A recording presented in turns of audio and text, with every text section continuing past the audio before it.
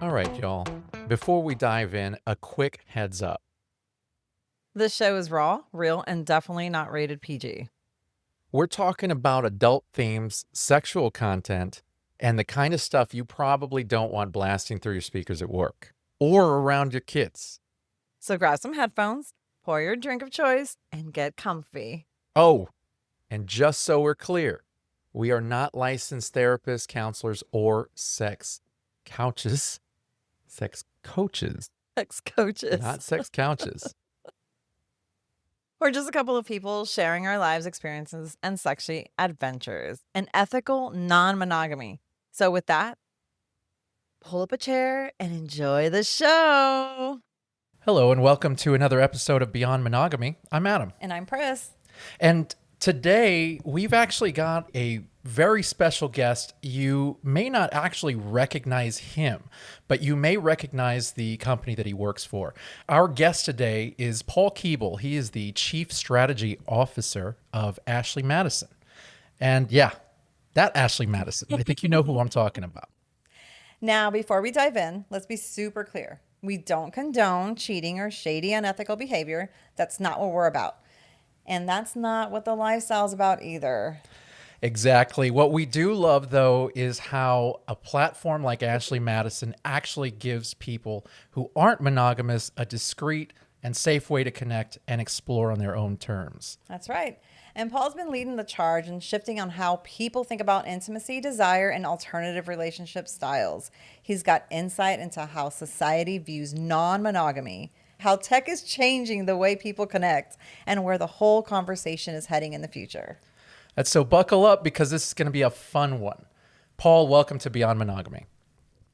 Chris, Adam, thank you so much for having me today. That was a great introduction. And just so you know, I have massive ADHD. I take my medication early, so it's gone. That's right. So she's going to have several squirrel moments. Yes. She's good at that. Sorry. Now, you are, of course, the Chief Strategy Officer for Ashley Madison. Now, I'm curious, what does that entail exactly? What is that? I work for an amazingly cool company in a lot of different ways, and I personally think I have one of the greatest jobs because I get to dive into all aspects of modern relationships from a whole bunch of different perspectives. And let me tell you what that means. One of my biggest parts of my jobs is doing this, sitting down with people like you, trying to help people understand what's going on behind the scenes, not just at Ashley Madison, but specifically in the world of non-monogamy and adultery, because so much of what we've come to understand and believe about these spaces is influenced by religion and government and family, and it's built on a lot of bad intel, a lot of bad data. And so, we have more than 85 million members who have joined our site since we've launched. So I've got a lot of that good data. But one of the things I find fascinating that I get to do in my job is I work with academics around the world who want to study the nature of monogamy and non-monogamy and adultery, because it's really hard to do that in the traditional ways, because in a Gen Pop survey, people lie. People lie to themselves about the nature of their non-monogamous activities. But if you've joined Ashley Madison, you're sort of giving the thing away a little bit. You've clearly indicated you're interested in this space. So you're going to be a little bit more truthful. And we've got a lot of that amazing data. So I work with academics, I work with our members, I go and talk to media around the world to help people understand what's going on, not to convince you to come join my site, but to help you better understand what's going on and why we still exist so many years later. I mean, we're 23 years old now? It's amazing. 23 years old for Ashley Madison. Now, for those of our listeners who are not familiar with Ashley Madison is a website that, would you say they promote cheating, essentially, in a way? Is that so? Is our that, tagline is no. Our tagline is "Life is short, have an affair." We are the world's #1 married dating app. Full stop. And that means a lot of things to a lot of different people. At our core, though, ultimately is we offer discretion to like-minded adults to explore their definitions of monogamy. Oh, I like that. Their definitions of monogamy. Because what I've noticed is we used to refer to this as ethical non-monogamy to consensual non-monogamy, because a lot of people said that ethics is different from person to person. So everybody's living their truth, and that could be different from person to person, assuming ethics is just different for everybody. So we like the blanket term of just non-monogamy. Ashley Madison, and I'll be very honest with you, I wasn't too excited at first about the thought of having an Ashley Madison representative on, and no offense to you personally. I won't take that personally. But I did have to do my research, and I have heard throughout the lifestyle community that it has been a very good platform for people who are non-monogamous and trying to be discreet, because discretion is big in this lifestyle. Yeah, I actually was on your site when we were poly, and that was going to be an area where I was going to delve in and find a partner when we had opened up our marriage to the poly universe. Yeah, we I were think I poly for dabbled in about it for a 5 bit. years. It's a really cool site, but I did have, before that, I was skeptical. I was like, no, I don't think I want to get on this site. And see, for sites like that, I always found it easier for women on sites like that. As a guy, I'm always afraid of bots and fake accounts and that sort of thing. And so I never even went to it. I'll be honest with you. But it is a good site. I've actually been on there. Well, I appreciate your patronage. Yeah, there you go. So I will say Ashley Madison is doing some great things as far as the non-monogamous lifestyle is concerned. A lot of us in the lifestyle really try to stay away from the cheating thought or ideal, because we're already looked upon in the vanilla world as cheaters. You know what I mean? People look at us and they go, you guys are just cheating on each other. You're just doing it out in the open. There's a very negative stain that we're given in this lifestyle. So I just find it really interesting. Yeah, it's interesting because I joined Ashley Madison back in 2013, and we were very, very much, as we are today, to a degree, rooted in marital infidelity, adultery. That's our marketing, that's our tagline. But at the core of our business, what we really offer, and you sort of hit on this, is discretion. We created a place that has discrete tools to allow you to utilize the site so the world doesn't see what you're doing, versus the traditional dating apps where you have to put everything else about yourself out there, all your visuals, and it's not really predicated on discretion. And that's great for those spaces. And what's fascinating about that is because of the discretion that Ashley offers, over the past 6 or 7 years, we've been tracking this. About 20% of our members would indicate that they are what we call disclosed non-monogamous, meaning their partners are aware, if not participating in their actions on Ashley Madison. So just as you were talking about, Pris, you were using it to, explore poly. And we have people who come to our site for that very reason, because often it's later in life. And we have data, particularly from Dr. Wednesday Martin, if you know her, that suggests that it's women who tire of monogamy earlier than men, and it's often women who lead relationships, monogamous relationships, into a non-monogamous space because of their interest in it. It's not male-led, which is what a lot of people want to believe. And if you start that journey later in life, post 35, post 40, and you've got a bit of a career, you got kids, you've got family and neighbors, you don't necessarily want them to be aware of it, because you don't know how far you're going to, take this journey. And the discretion that we have offered in the like-minded community of people who, similarly are looking for these types of activities and people, makes us a very viable and enticing platform. And I think that is really what's been driving our success for the past 10-ish years, quite frankly. Yeah, no, that makes sense for Yeah, sure. and the lifestyle itself, we've always said, is a woman-led, Yes. woman-centric Yeah. lifestyle. Especially at that age. So at that age, personally, your hormones change. We're going through menopause. We're getting a little older. We want to change it up. Yeah. It's a midlife crisis, but not a crisis. My lifestyle would not exist had it not been for her. I owe all of this, and I enjoy the lifestyle. I'm enjoying myself 100%. And it's because she says it's okay.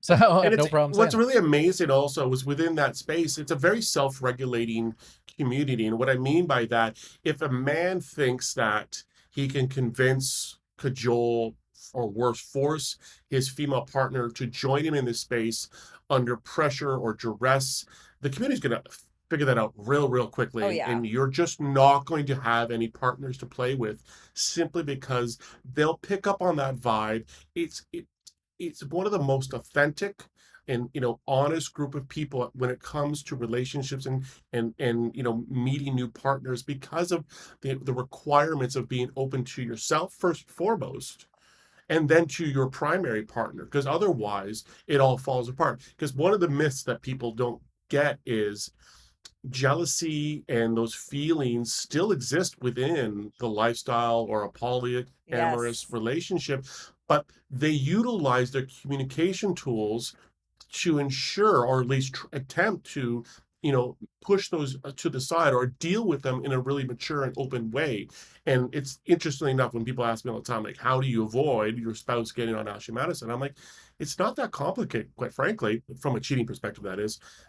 Listen and talk honestly. Like, Yeah. those two pieces of advice would save far more marriages than anything else. But the reality is, it's not happening. My business is going to continue to be successful, but nonetheless, I'll come out here and explain it to people once again. I was going to say, don't say that Yeah. because, yeah, Ashley Madison will no longer exist Yeah. if people knew Well, how to communicate.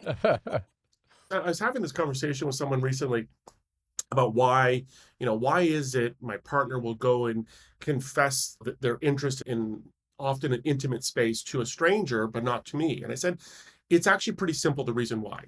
If I was to turn to my 20+ year partner and confess that I have an interest in a particular intimate space, something kinky, what doesn't matter what it is. Mhm. And if they were to turn to me and say, "Oh my God, Paul, you're a disgusting pervert," and shame me, the rejection would be far more damaging than if I was go to a stranger and confess the same interest, and that person's like, "Oh, I'm not into that, you're weird."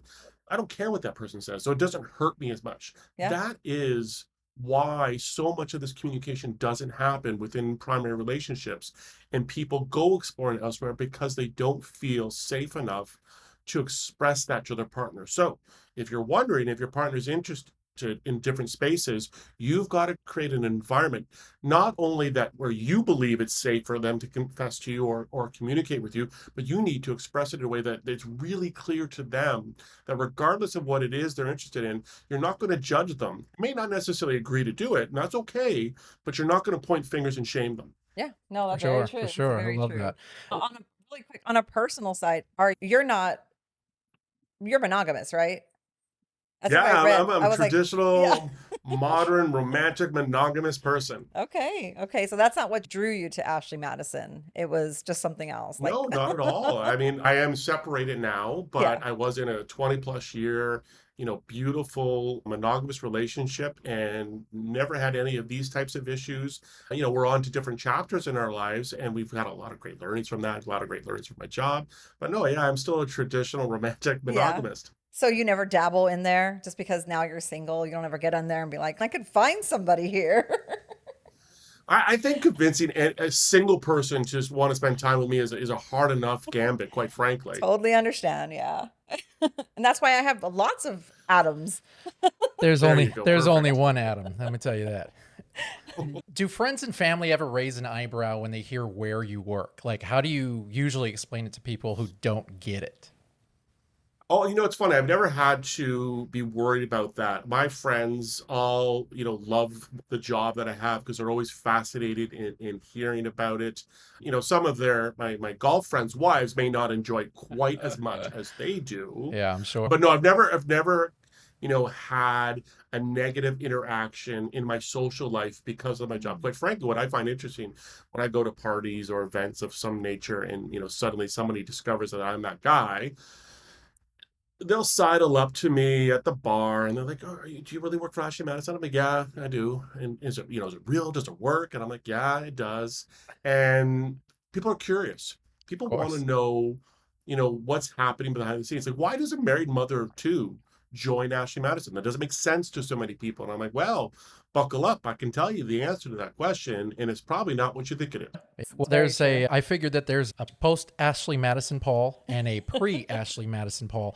Oh God, yeah. I'm assuming that the pre Ashley Madison Paul maybe had different ideals about non-monogamy than you do now. Has working with non-monogamy and that community changed your views on that community?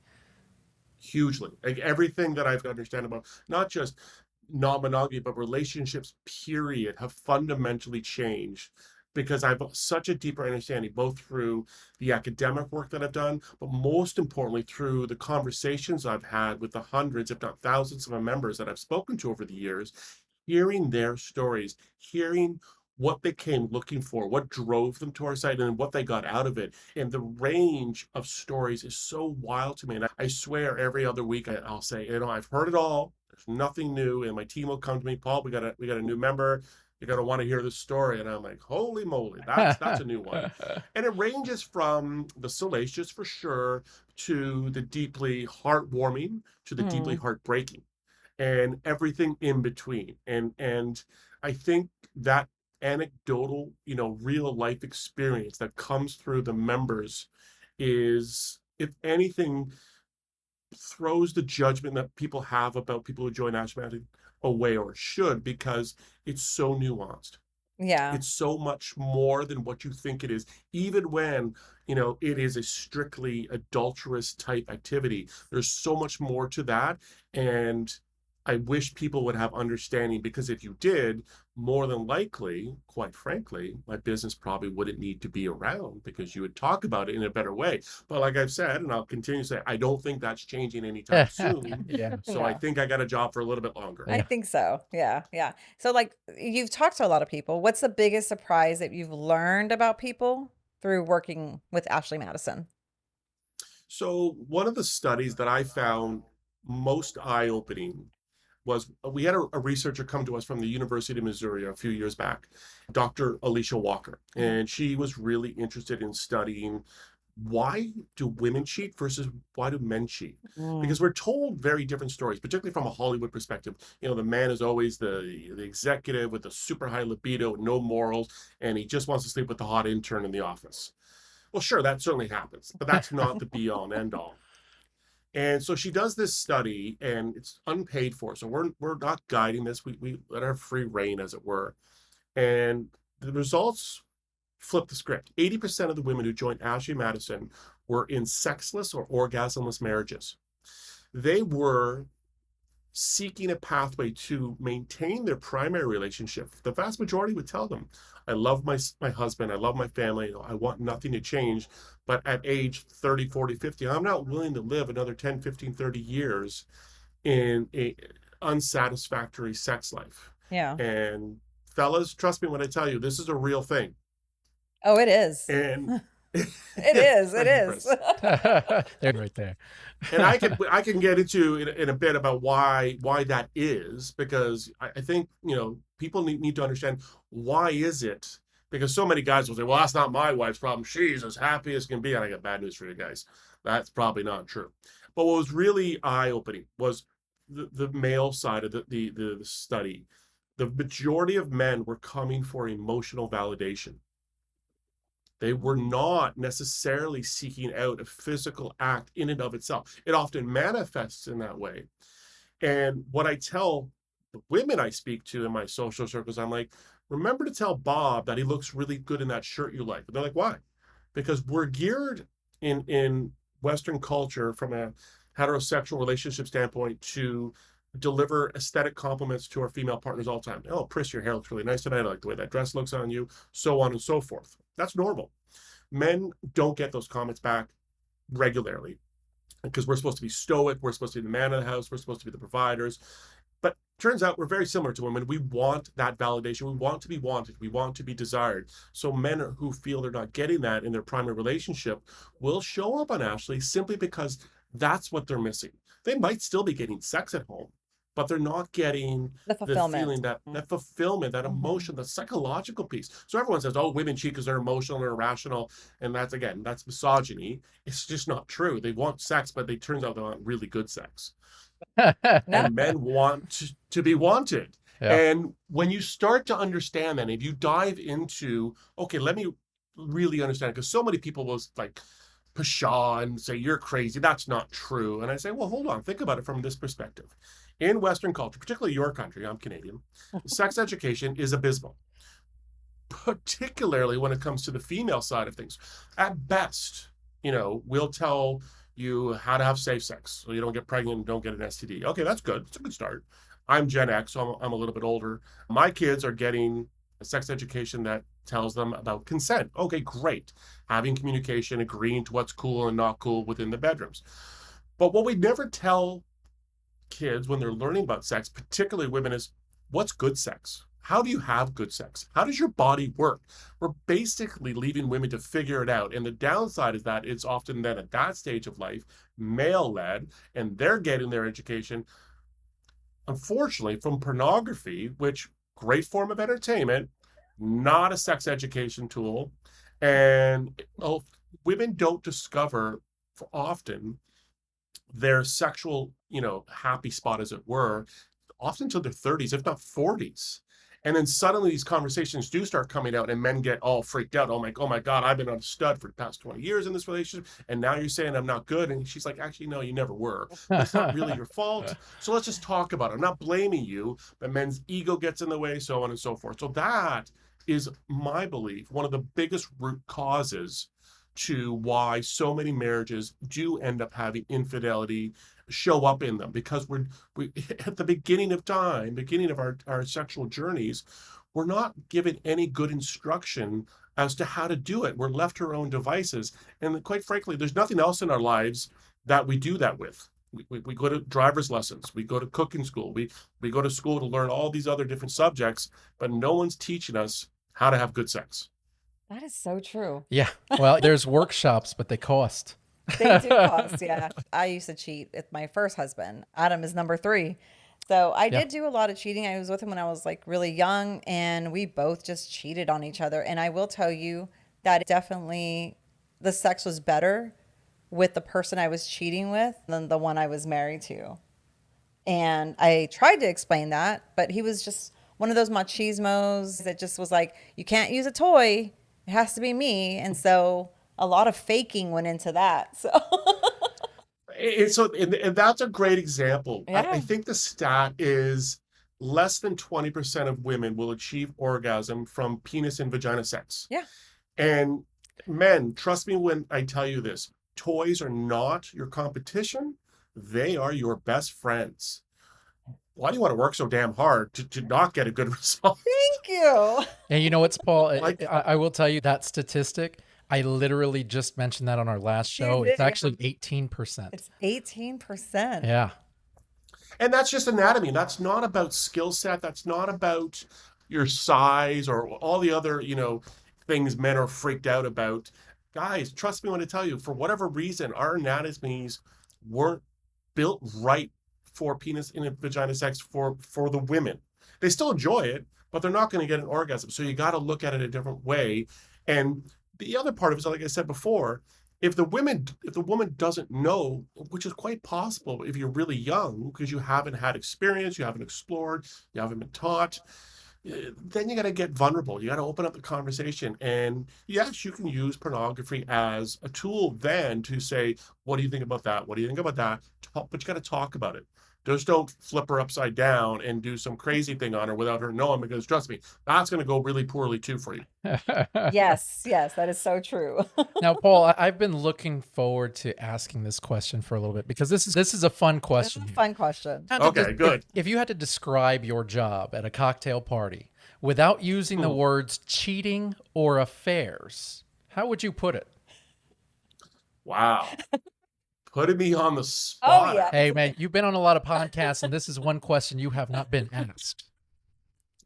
I am a conduit to understanding why so many misconceptions exist around monogamy and modern relationships. Man. And my job ultimately is to deliver you the insights that I've gained, plus from my organization, to help you understand, not to tell you what to do, but to give you enough information to make a better decision about what you want to do. Paul, That was Paul, a great answer. You're an incredible oratorian. Speaker. No, I it's think my kids say I'm a good bullshit artist, but we'll go with your version. I like yours a lot better. So I was going to say that you men just have that little skill. It just goes in there. not, It's not like- everybody, but yeah, you got. Let me tell I'm you, really good bullshitter. You- I'm going to say. A monogamous man selling non-monogamy is like a vegan selling meat. It's just incredible I what you're love it. doing.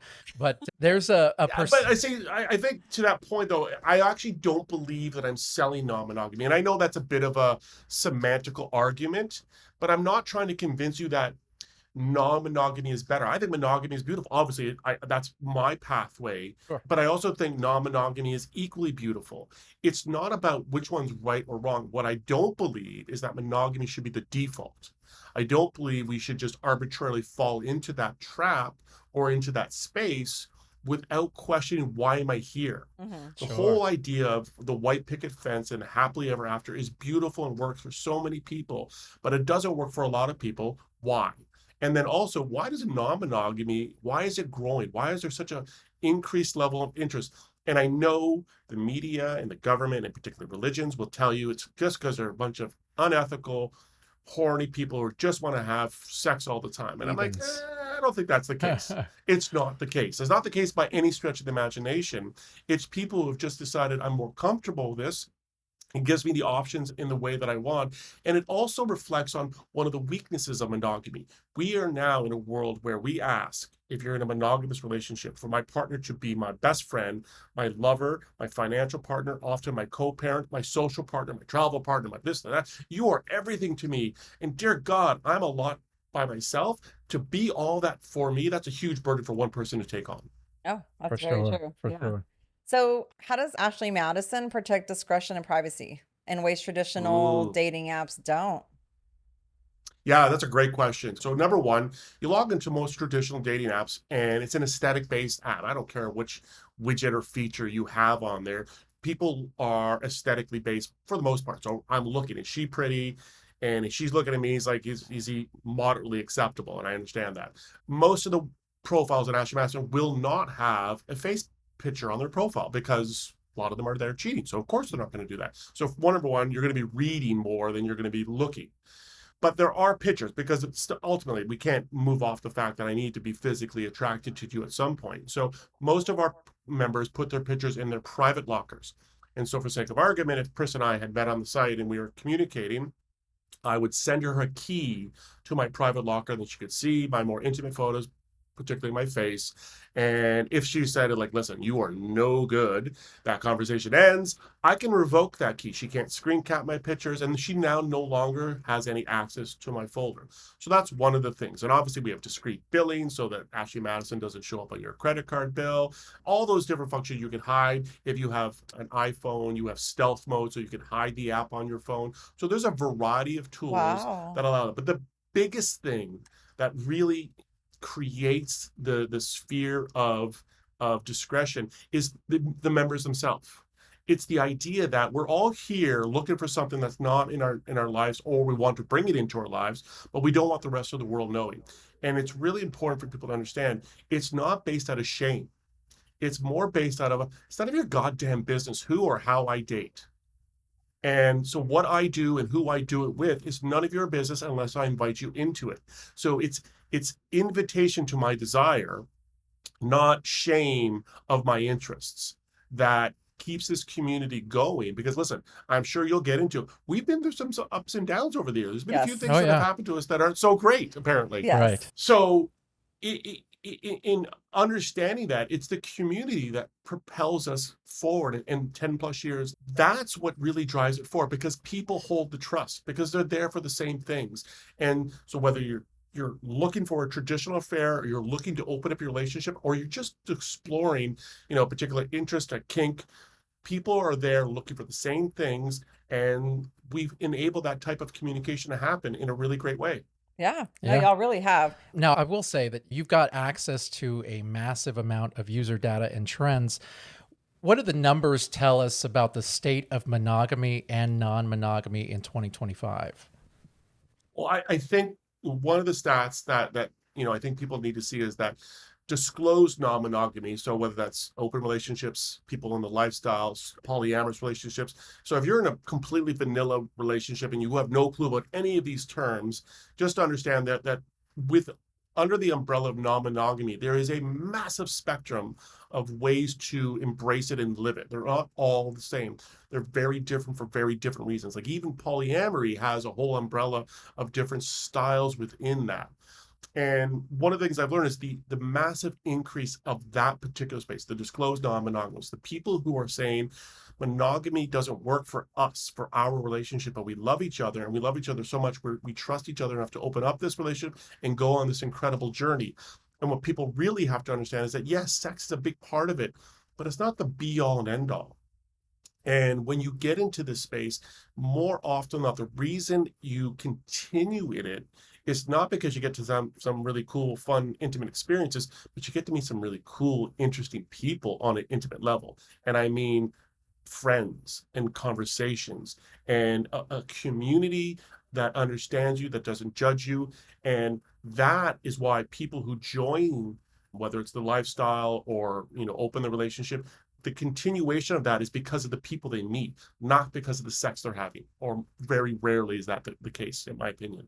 So I think that part, and I think it's going to grow exponentially over the next couple decades.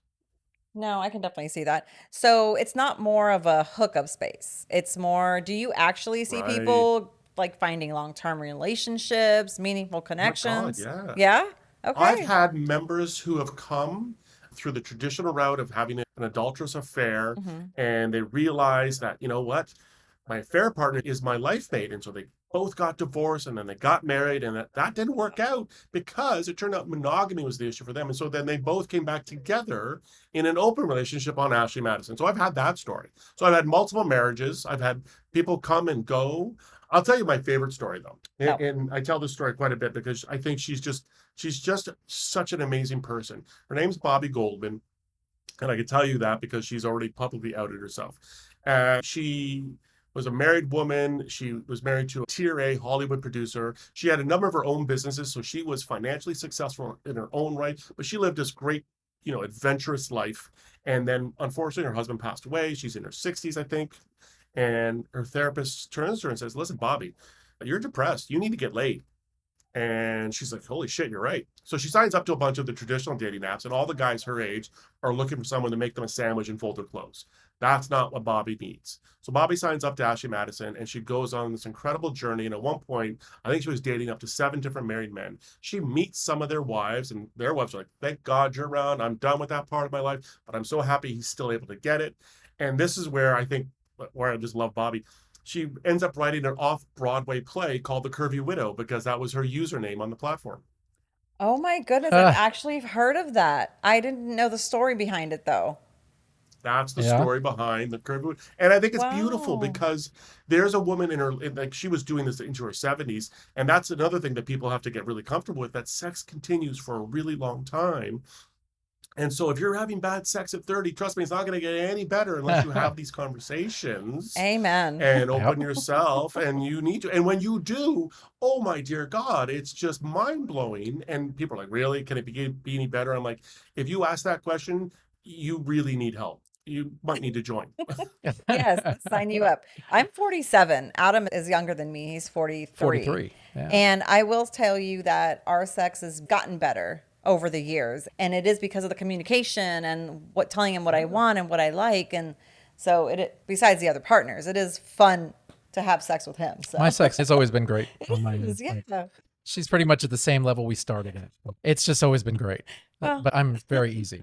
Paul, from a strategic standpoint, how would you say you keep the brand relevant and approachable when its reputation can be somewhat controversial? So I think, you have to look at the different phases of our existence. And I think for the first 13, 14 years, we were on a meteor rise, and we were a bit of a shock and awe brand because, we were so unexpected. We were so brazen, and that was who we were. We were bold and shocking.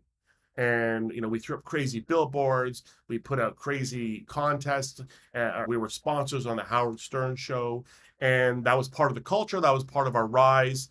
And we had to do some reflection coming out of the events of 2015, and part of that was a recognition that we'd grown past that stage. We were no longer the unruly teenager. We were a mature adult now. We needed to act accordingly. We had millions and millions of members. We had so many people still coming through the doors. but we needed to ensure that the business was going to be successful, on a longer path. And so we've leaned more into the discretion in talking to people about why you want that, not as an act of shame, but more as an act of ownership. I'm going to do what I want to do, and it's none of your damn business what I do unless I invite you into it again. We've leaned into, understanding and an insight. So we're working more and more with our members, with our external partners, to validate why this phenomena happens, because I believe we are probably one of the only truly global dating apps, because traditional singles dating is very, very different from culture to culture. I was in India last fall, and arranged relationships, arranged marriages are still a very big part of that culture. But cheating, infidelity is universal around the world. It happens in every religion, every economic level, every ethnicity. It doesn't matter. It always happens, and it's basically the same. I think, quite frankly, the only country we don't really do well in is France, because it's already baked into the culture. They Right. accept it, they expect it. It's totally cool so long as you have discretion. So that's the biggest change, I think. And as you see our brand evolve over the next 2, 3, 4 years, you're going to see more of that focus on discretion than you are on life is short, have an affair, quite frankly. Okay. Okay. Non monogamy is becoming more visible in pop culture. Shows, podcasts like ours, even celebrities have been talking about it a lot. Do you think that mainstream society is catching up to what Ashley Madison users have been doing for years? Well, it's interesting. I mean, if you think about it, specifically, again, in our origins from an infidelity standpoint, people love that storyline. Our favorite movies, our favorite TV shows, they all have that baked in at some point. There's very few popular shows or movies, over the course of history that, deal with relationships that somehow don't involve that in some way, shape, or form. And we love to hear about it. We love to fantasize it. And it's a storyline because it's misunderstood. And that's where Hollywood has created this idea of what people think it is, when it's not that at all. I think the shift that we're seeing now about more and more people embracing non-monogamy, meaning the lifestyle, polyamory, open relationships, it's being driven, in my opinion, from the younger generation. And because I put it this way, so I'm really old compared to you very younger people. I'm in my 50s. You look great. And growing up, oh, thank you very much. Growing up, I was a typical teenager, and, absolutely, fascinated with sex, and all I wanted to do was have it with anybody, any woman who would even let me get anywhere near. I wasn't very successful, but it was interesting. In high school, every guy's saying they're having sex, and everybody's talking about, oh, my girlfriend at the other high school. The point being is that we talked about sex a lot, but people were lying through their teeth. Nobody was having nearly as much sex as you thought they were having. And a lot of the acts of sex and the notion around sex was based on pressure and shame and all these not really good things that created a lot of problems in how men particularly, viewed women at that stage of life. What's flipped now is, I have an 18-year-old son who's about to go off to university, is their generation has grown up in a completely digital, transparent world where they've had so much more access to who's doing what, when, where, and how, that there's a level of transparency that they see that people aren't really having as much sex as has been alluded to in the past. And they're saying, that's cool, but I don't care. I'm going to have sex the way I want to have sex. I'm not going to feel the pressure that previous generations did, but I'm not going to be driven to have it out of a, oh my God, if I'm still a virgin at 18 or 19 or 20, they don't feel that pressure. And they're choosing to do it on their own terms without the shame or guilt. But what I'm starting to see, and this is where the traditional dating apps, I believe, are starting to have some challenges from a financial perspective, is we're getting to the point where we're a little tired of living our lives completely open online. It's been 20 years of social media where everything about us is online. There's a digital footprint of everything I've done for 20 years somewhere out there. And people are saying, you know what? I don't want that. I don't want to have all that. Not because I'm ashamed of it. It's just nobody's business. And they're slipping into the DMs on social medias because that way they can avoid pain, because kids can't get jobs these days anyways. And they're doing it within their social circles. So they're doing what I did in my 20s, just in a different space. So I'd go to the bar, see a cute girl, I'd wink at her, I'd go try to buy her a drink, and ultimately go home alone. They're slipping into the girls' DMs that they know within their social circles. Hey, I met you at the party. I'd love to see if you like to go out with me, one at a time that's convenient or whatever. So they're basically saying the shame and the judgment that happened previously didn't help any of you guys because you're all still getting divorced. So we're going to come at it from a different perspective, but we don't want everyone knowing about it because it's none of your business. So I think that shift is going to change the way online dating as an industry unfolds. And I think it's going to be a real boon if Ashley Madison evolves in that way to address that interest. Discretion that unlocks desire without having the shame or guilt associated with it. That's interesting. Yeah. Yeah. So what do you think scares people most about the idea of non-monogamy? Well, I think it's a double-edged sword. Men, again, I really fundamentally believe that so much of the issues with modern relationships boil down to toxic male fragility. Because men can't, they get this idea of, oh my God, another man's penis is going to touch my wife. That's impossible. I'm like, Yeah. well, was she a virgin? Would she met you? Well, no. So then what does it matter? What's the difference? Well, I'm like, you're getting in your head over something that's widely irrelevant. And if you look at it on a timeline perspective, at a certain point, my parents, the boomer generation, they believed, I don't think they lived it, but not parents specifically, but the generation, they believed that premarital sex was a horrible idea. And that if a woman did that, she was tainted. So that didn't happen. Let's just say for sake of argument, it didn't happen. And then we've moved to my generation where premarital sex was kind of the norm. I think we're at a point now where premarital sex is expected because very few people want to get married and have to train their partner from a sexual perspective. They want them to come a little bit more ready-made. And so that evolution is leading us to, okay, so then if my partner was having sex before me with other men, if not potentially multiple men, what's the downside of that happening now? So that's the big hurdle I think a lot of men have to get over. That fear of that. And then equally on the male side, I think a lot of men are terrified because they know women have an easier time getting access to sex than men do. That's Full true. stop. Oh, I yeah. don't care how good looking you are, guy. Yeah. And because so many, like I talked about this with my golf buddies, and so many of them like originally thought like, oh, guys love open relationships. They can sleep with anybody they want to go. Please. And like, as if it's that easy Try just to it. pick up a date.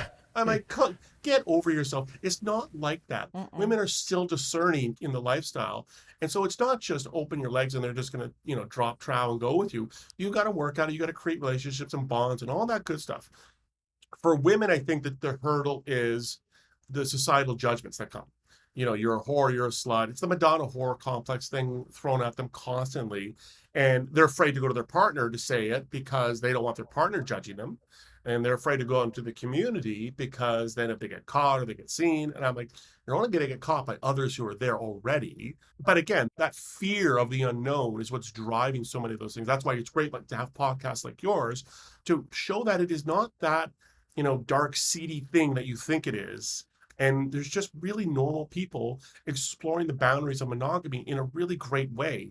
And you get to define it. It's a choose your own adventure story. And I think that also can be a bit daunting. Is if I don't know what I don't know, how do I know how to choose? And I'm like, yeah, you got to go explore. And again, that's why I think so many people come to our site, because you can just start talking to people. And before doing anything, you don't have to meet anybody. You can chat, determine like, how far do I want to take this? And I think a lot of women are making that choice because it creates an element of security that I can go out. They don't know who I am yet, but I can have really intimate discussions about how this works. And in doing so, they discover like what tickles their fancy. It's like, ooh, I didn't even think about that. And then, oh my God, now they might try that act with her husband. And then he's like, well, why don't I get to try this with somebody else? Why don't you? And so on and so forth. And that's how that journey often happens. Oh, that makes a lot of sense. Yeah, going back to your first point, have you ever heard the phrase OPP in the non-monogamous lifestyle? Well, again, I will show my age. OPP comes from a great I song. was like, Well, yeah, yeah. no, we all know that. And if that's you showing your age, then forget it. Don't carbon date me. But Well, it was probably classic rap by the time it got to you. that's right. No. That was fresh, my man. That was fresh. Now, OPP in the non-monogamous lifestyle actually is called one penis policy. And it's a very toxic way of thinking that couples will go into the lifestyle and the man is basically saying, my penis is the only penis for her. It's a one penis policy. She can have fun with women, but she's not allowed to have fun with other men. And I can have fun with other women as well. And so it's a thing. And we first heard about it when we became poly, and then it just continued on as we went on with the lifestyle. And it's normally a big red flag when we. Yeah, I when can't we see see that it. being very prevalent in a lot of the different types of communities, simply because I don't think a lot of the other men would accept that. A lot of the other women, like, so I'm going to play with you, but you restrict your partner. So how do Right. you view me having sex with you and then going back to my husband? So you're denigrating me by choosing that for your wife in a sense. Yeah. They normally don't last very long. Those No. those No, types I of people. can't imagine they would. No. Yeah, they get shunned from the community pretty quick. But Yeah. Like I said, they, I think that's a pornographic Yes. idea of swinging. It's not a reality. yeah, of it's swinging. unrealistic expectations for sure. Now, if Ashley Madison didn't exist, what do you think the landscape of secret desires and discrete connections would look like today? Well, you have to go back to the origin story of Ashley Madison. So our founder in the early aughts was reading about, the rise of traditional online dating, and, the eHarmonies and matches were taking off and they were gaining a lot of traction and making money. And he read a report that suggested up to 30% of the profiles were in fact married people pretending to be single. So that's the proverbial light bulb moment that said, well, why don't I create a place where two married people could be way more honest with each other and cheat? So, I mean, it's a bit of an ironic statement, but that was really what set off Ashley Madison on its path to success. So what would happen if we didn't exist? People would just start going back to that. And in reality, our biggest competition is not other dating apps, it's the office space, as we saw recently with the Coldplay concert. Right. That is where you spend the vast majority of your time, 40, 50, 60 hours a week. And this idea of my work wife or my work husband, there's a reality to why that is. And you adding, work travel and holiday parties and all those things and a couple of drinks, and office affairs happen far more often, I think, than we want to believe. And that's my biggest competition. And we will always say office affairs are not safe for work because you're risking, yes, your marriage, but also you're risking your career, because companies don't want that in the office whatsoever. Causes drama. It causes It drama. causes drama. Yeah. Yeah. No. Yeah, that's pretty fascinating. Where do you see Ashley Madison in the next decade? Is it still going to be a niche platform, or do you think it's going to be part of a bigger cultural conversation about relationship diversity? Well, it's interesting. While we are niche in a lot of senses, there's parts of us from a cultural relevancy standpoint that exceed the size of the organization. And what I mean by that, there is a Simpsons episode based on Ashley Madison. Yes, Marge signs up. Yeah, Marge signs up at sassymadison.com to go cheat on Homer. And I say that with a bit of a, tongue in cheek, but The Simpsons really is a mirror on society. And we've been in movies, we've been in TV shows. I think the next evolution, I think I talked a little bit about earlier, is really going to be reflective of the broadening scope of what non-monogamy means to different people under the lens of discretion. Because at the end of the day, I think the reason we've been successful is not our fun marketing. I think that was helpful getting us aware that we were out there, but the longevity was based on the discretion we offer. And I think increasingly people are going to fatigue from the online life, particularly the false online life where we have to live these perfect lives. And we're seeking out experiences and people that are more authentic, that are more real, that deliver on my particular needs, and they are unique to me, that I don't really particularly want the rest of the world to know about. And again, not from a sense of shame, but just out of a sense of, it's my business. Why would I tell you everything about, like, if my grandfather was still alive and I tried to explain to him how we share every single facet of our lives online so the whole world could see it, he would be mind boggled by that, I think. And I think we're going to slowly evolve to address more people who are interested in a lot of different things under a broader banner of non-monogamy, but predicated on the idea of discretion. What I do and with whom is my business and nobody else's. Yeah. Yeah, no, That's I a get really that. good point. There's obviously a lot of misconception about Ashley Madison. If you could clear up one misconception forever, regarding Ashley Madison, what would it be? So the biggest criticism we get or negative feedback is there's no women on the site. And that comes from the idea, and again, I've I heard say that a this lot, actually. Yeah. yeah, because it comes from a misogynistic viewpoint. One, I sign up, I go on, and I'm like, hey, hot chick, come sleep with me tonight. And this is not a hookup site. No woman is going to sleep with you. If you sign up Thursday morning, you're not going to have sex Thursday night. That's not how this works. It's not that women aren't there looking for sex. In fact, they actually are. But one, and men, like, trust me when I tell you got to get this in your head. No man has ever wondered, am I going to come home alive from this date tonight? Every woman thinks Oh, about yeah. that before a first date. Yep. Every single woman does. It is a thought they have to have. It's sad, it's unfortunate, but there are women on the site.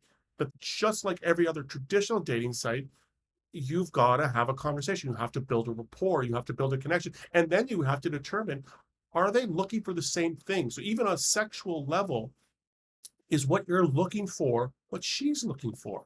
It's not just have sex. There's particular types of sex that these women usually are looking for. And if you're not into her space, she's not going to be into you, no matter how amazing you are. And just to, end that point on the female side, because people are not going to trust me. I'm biased. I work for the company. I get paid to have these conversations. We actually hired the big global auditing firm, Ernst & Young, to come audit our membership one year. And when they looked at it, and this is a public report that anybody can download off our website, they saw that in the full year that they looked at, there was 1.13 active females for every one paid active male account. Oh, Wow. wow. That is an They interesting just weren't having statistic. conversations. Wow. That's it. In some of the Latin countries, it was 2-to-1 females to males. Yeah, I could see that. Yeah, I could see that too, actually. Yeah. Absolutely. Listen, we do really, really well, other than what I noted about France. If the more Catholic the country is, generally speaking, the better we do, because there's so much repression, there's so much shame, and generally speaking, it's a lot more misogynistic. And the more women have bad sex, the more they're going to sign up in Ashley Madison. So men, if you want my site to go away, if you're morally outraged about my business, go be a better lover, and my business won't need to There exist. you go. I can take that actually to a new level, because we're Hispanic, but when we entered the lifestyle and when we started exploring the community aspect of it, and we became poly and we started dating others, we realized that there are not a whole lot of Hispanics that are out in the open with this sort of thing. And a lot of it derives to their religion and their culture. Think about this. Adultery is the only sin that's mentioned twice in the 10 Commandments. That's how much that religion shames it. Yeah. Like murder only gets there once, but adultery's in there twice. Yeah. Fun fact, I was actually in the Catholic seminary when I was Yes. in my early 20s. So there you go. Life is a journey, and all paths lead to different places, my friend. That's right. Fantastic. Yeah. That's right. So what's the funniest, unexpected reaction you've ever gotten when someone found out that you worked for Ashley Madison? I did have to tell the story delicately so that I don't expose anybody. Someone who was very close to me and important in my life, when I took the job, their best friend said, "Oh my God, you're not going to believe this. I'm on the site, or I was on the site, and I had an affair with this doctor." And this person came to me and told me the story. I went, and the person who was, confessing their sins, as it were, never would have believed it in a million years. Like, you just it was the picture of pure happiness, marital bliss, and all these good things. And I'm like, holy shit, you've got to be kidding me. And that was really, really early on. So I think that part was probably the most Unexpected. eye-opening. I don't know anybody personally who's used the site directly. No one's come and confessed me. I'm not saying that none of my friends have or haven't. I'm just saying none of them have confessed to me. And I've told them all, if you do not tell me. I don't want to know. I don't want to know about your lives. Just keep it on the down low. None of my business. Because I'm like, the more I know, it has so much in my brain. I said, I can't deal with you guys. Yeah. Being on the site. So just don't tell me anything. Yeah. Just keep it to yourself. We get that a lot from our vanilla friends. They're like, we don't want to know about your podcast. We know, we support it, we share it, but Although some of them actually listen. So Yeah, that was I kind of think cool. the only other thing that was interesting is I think my kid came to me because I have two boys. I have two teenage sons. Mhm. And so you can imagine being the dad who's on TV, does podcasts talking about all sorts of crazy stuff. I got to have a lot of unique conversations with my kids about this stuff all the time. And the funniest one, I drive my sons into school every morning when they're with me. And my oldest boy, a couple of his friends, hitch a ride with me. And my oldest boy came to me one day. I'm not sure if you saw, there's a big documentary on Hulu that I'm in. Yeah, we saw it. And my son said, "Oh yeah, my friend saw you on that." I said, "Oh, interesting." And when did he say something about it? He goes, "Yeah, he doesn't believe you have that real title." I said, "So of all the things that I've said and done, he just doesn't think that I have a cool title." I'm like, because he just doesn't think I'm, because I wake up and my, my tank top and shorts and flip flops, driving kids to school, doing the bus run. And he just doesn't think I'm cool enough to have a title like this. And I'm like, that's his criticism. That's the feedback I get. God, I love you kids. I mean, they're in a different area, right? In their brains right now. Completely. It's just, I yeah. mean, listen, God love my children. Having me as their dad, that's tough. That's not easy. And my oldest boy, he's dating, and I'm like, oh, like how do you deal with that? Like, how do you tell your girlfriend, oh, by the way, my dad works for Ashley Madison. Paul, So our kids tell their friends that we have a sex podcast. Yeah, and we have five. We have five. We kids. have 5 kids, and our youngest are just starting high school. God bless you. Yeah.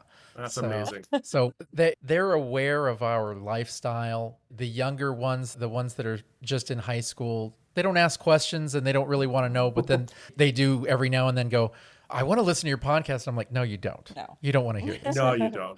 Our older kids know, and they actually are really cool about it. But we've always had a very open communication in our household. Which is great.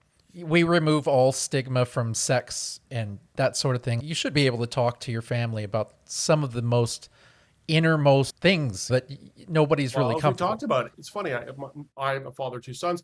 Some of my friends are fathers of daughters, and I said to them, like, "Don't you want your daughters to have great sex lives?" And they're like, "This is getting uncomfortable." I said, "Don't you want your daughter to do the same things you and your wife do?" And they're like, "Absolutely not." I said, "Then why are you doing that to your wife?" Yeah. And they're like, "We don't like you anymore. Stop coming golfing with us." Oh, we have boys. There's So yeah. But this is the point, right? If you want your kid, like, no, you're not showing them a video of your sex tapes. Like, that's not happening. Yeah. But having conversations with your kids about sex and sexuality and all these things is really important. And it's one thing I love about my son's generation, because I so remember my oldest boy coming home in grade, I think it was 6, so he's about 12 years old. And he said, he comes to the door and you're like, always, "How was your day?" "So I had a good day. So-and-so came out as bi to me today." And you're like, "Oh, interesting." So like, here's your son's opening up to you. So you got to go with it. And you're like, "Oh, what'd you think about that?" Yeah, whatever. I don't care. It's just really, it's great. Whatever. We're just moving on. We're going to go play basketball, Dad. And what I loved about that little dynamic was, he's in a world where a boy at 12 years old felt confident and comfortable enough to express that to another male. In my age, there's no way that happens. Like, that's just Right. unimaginable, because the amount of abuse that poor child would have taken. Mhm. And 2, the level of disinterest my kid had in it, meaning he's my friend. That's his business, not mine. I don't care, but it's cool that he said it to me. And now we're going to play basketball. Like, that gives me such hope for the future, because, like I said, in my generation, that's just not something that happens. And I know it's still like, the gay kid is getting punished and beat up in school. That's still happening, but we're getting further and further away from that. And I love how this upcoming generation is changing the sexual dynamics and the judgments that so much have infected our relationships. Now, on a personal level, what have you learned about yourself working in a space that doesn't reflect your own relationship style? The things, it's funny. I think, we're obviously the world's largest married dating app, and 85 million plus members and all that fun stuff. But the flip side of that is that we are also the world's largest marriage counseling service, because if you don't want your partner to cheat on you, listen to me as to why that happens, why women are doing that, why men are doing that. And I explain it. So it's really informed so much of now, I rejoined the dating scene about 3 years ago. And it really informed so much of the kinds of conversations I was having and how I was approaching people. to express what it was I'm looking for in a relationship. I feel so much more comfortable expressing my thoughts, interests, and needs because I know it just leads to better outcomes. And sometimes it takes some of the women I'm on dates by a bit by surprise. And again, I'm not pulling out the Kama Sutra on date one. That's not what I'm talking about. But expressing a level of intimacy of thought that is far beyond do you want to live in the burbs or live in the main city? I can express myself with a lot more confidence because I know it leads to such better outcomes. And I've had such amazing relationships over this period of time. It's been fascinating. And I've met and dated people who are in the community. Myself, I'm not, but I did date people who are. And it was fascinating to have those conversations and meet their partners and better understand the lifestyle they were living. That's Right awesome. on. Yeah, Yeah. congratulations. It is growth, right? Either way, it's growth. Either way, it's growth. That's what counts. Yeah, listen, This I have a is great friend who's just coming back on the dating scene after 30 years of monogamy, and it's a whole new world for him. And I'm literally coaching him through it. And I said to him, like, it's so different from our 20s. And this is a guy I've known since I was like 5 years old, and it's so amazing out there. And I think he's going to have such a better time because he's coming at it with the right mindset after a lot of the conversations. Not that I'm trying to pat myself on the back here, but I think he's opened up his mind to what it used to be to what it is now, and knows that he can get so much more out of it by being expressive. hmm That's very true. That's good. Yeah. So this is going to be the last one right here. If your job had a tagline that wasn't "Life is short, have an affair," what would your version of the tagline be? Well, we did have a different one, and I loved it Okay. because it works so well. So I'm going to steal it. And the reason we don't use it is it's just really hard to say. When monogamy becomes monotony. Oh, I like that That's actually a really good one. because it does become that. Well, it can Okay, become it that if can you become that. allow it. It can Alleged. become, and it does because people don't converse. They don't talk about things. And we work a marriage and sex therapist by the name of Dr. Tammy Nelson. Love her. She's brilliant. You should look her up and have her on the show. I'm going She's to. really she's written a book about open marriages. She holds relationship retreats all on this subject matter. And she comes at it obviously from a very different perspective. Now, number one, she'll never do an interview and say, "Oh my God, yes, I work with Ashley Madison, and I think everybody should have an affair." No, that's not what she does. She explains that she gives you understanding and context and nuance and all those things. But one of the things she does with her clients or patients, she counsels them to have what she calls a 5-year monogamy contract, a renewable 5-year monogamy contract, so that every 5 years you're sitting down and saying, "What does monogamy mean to me now?" And it's not a release valve to get out of jail and go sleep with a bunch of other people. No, it's a Mm. reflection on the fact that at 30, 40, 50, we are very different people. Our needs are different, our wants are different. And it's not just from an intimacy or sex perspective, from a full spectrum of relationship perspective. And in forcing that conversation, like personally, I would say, I would hope you would do it more than once every 5 years, but I understand most people aren't doing it at all. So this is a starting point for a lot of people. And I think it's a brilliant concept. That is brilliant. For I'm gonna sure. have to look her up because Oh, that's we're gonna have to give her a call, actually. Yeah, She's love her. She's so amazing. that's awesome. awesome. Paul, this has been such a great conversation. I got to tell you, thank you very much for giving us an inside look into Ashley Madison and also sharing your personal perspective on how people are really connecting out there. It was fun. My pleasure. Yeah, so we appreciate you you. being open and helping us peel back that stereotype. So thank you very much. Anytime, guys. Loved it so much. Yeah, and for everyone listening, remember this lifestyle is about honesty and communication. We don't support cheating, but we do love having real conversations about desire, connection, and how people find their own path. Exactly. So, Paul, thank you again for joining us. And to our listeners, stick around because Adam and I have plenty more episodes where we keep it real, raw, and a little bit sexy. That's right. With that being said, don't forget our loyal listeners and first-time listeners, Beyond Monogamy with Adam and Pris can be found on all major platforms where you stream your podcasts, as well as YouTube. Yep. So stay tuned. And of course, you can find us on fullswapradio.com on Thursdays at either 1 or 6 p.m. Central. And be sure to subscribe and share with your friends and community. And please take a moment, if you've enjoyed our show, leave us a review because it can really help us out a lot. And if worded just right, we may even read it on a future show. Hey, hit us with your best shot. You can review us on all major platforms or at our site at www.beyond-monogamy.com. And with that, we will see you guys next week. Bye.